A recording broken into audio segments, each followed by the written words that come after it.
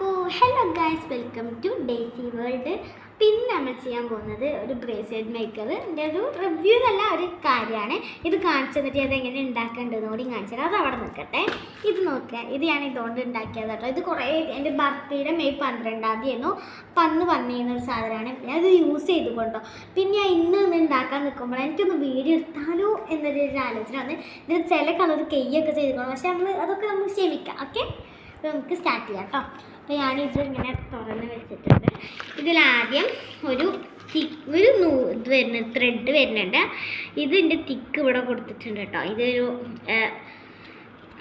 നമ്മുടെ ഈ ബ്രേസ്ലെറ്റ് ഉണ്ടാക്കുമ്പോൾ ഉണ്ടായിരുന്നൊരു ത്രെഡാണ് കണ്ടോ. അത്യാവശ്യം നല്ല തിക്കുള്ളതാണ് എനിക്ക് കിട്ടിയത്.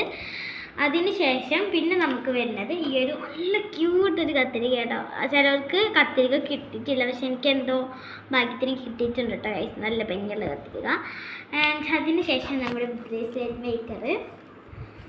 അപ്പോൾ ഇതാട്ടോ സാധനം. ഇതിനകത്ത് സ്റ്റിക്കർ നോക്കണേ. എനിക്ക് ബർത്ത്ഡേക്ക് മറ്റേ ഇതും കിട്ടിയെന്നു കേട്ടോ. എനിക്ക് എന്താ വെച്ചിട്ടാണ് സ്റ്റിക്കർ ബുക്ക് കിട്ടിയിരുന്നു. അപ്പോൾ അതിൽ നിന്ന് ഞാനൊരു ചെറിയൊരു സ്റ്റിക്കർ നല്ല ഭംഗിയുണ്ടല്ലേ കാണാൻ. അപ്പോൾ ഈ സ്റ്റിക്കർ എടുത്തിട്ട് ഫുള്ള് കമ്പോയി സ്റ്റിക്കേഴ്സ്, നല്ല എസ്തറ്റിക് ആയിട്ടുള്ള സ്റ്റിക്കേഴ്സ് ആട്ടോ. അപ്പോൾ ഞാൻ അങ്ങനെ എടുത്ത് കുറച്ച് ഒട്ടിച്ചാണ് ഇവിടെ വലിയ രസത്തിന്. പിന്നെ നമുക്ക് ഇത് ഞാൻ സെയിൽ ചെയ്യുന്നുണ്ട് കേട്ടോ. അപ്പോഴാണ് ഈ കുറച്ച് കാര്യങ്ങളൊക്കെ കഴിഞ്ഞിട്ടുണ്ട്. ഞാൻ പറഞ്ഞത് സെയിൽ ചെയ്യുന്നുണ്ട്. അപ്പോഴാട്ടാണ് കഴിയുന്നത്. ആൻഡ് അപ്പോൾ നമുക്ക് കണ്ടാലോ. ആദ്യം ഇതൊരു സാധനമാണ്. ഇതൊരു നല്ലൊരു റബ്ബർ പോലത്തെ ഒരു ടൈപ്പാട്ടോ. കണ്ടോ, ഇതിങ്ങനത്തെ ഒരു റൗണ്ട് ഷേപ്പിലുള്ളൊരു ഇതാണ്. നല്ല ഭംഗിയായിട്ട് നമ്മളെ ഇതിൻ്റെ കണ്ടോ, ഞാൻ ഇട്ടിക്കുന്നുണ്ട്. ഇതിൻ്റെ ഇടയിലും ഏത് മോഡൽ വേണമെങ്കിലും ഇത് ഉണ്ടാക്കാൻ പറ്റും. ആൻഡ് അടുത്തത് ഇതിനൊരു മുത്ത് വരുന്നുണ്ട്, ഒരു പേള് വരുന്നുണ്ട്. ഇത് കണ്ടോ, നല്ല ഭയങ്കര വൈറ്റ് കളർ പേള് വരുന്നുണ്ട്. അതിന് ശേഷം നല്ല ലൈറ്റ് പിങ്ക് ആയിട്ടുള്ള ഒരു ഇതുണ്ട്, ഇതേപോലത്തെ ഒരു.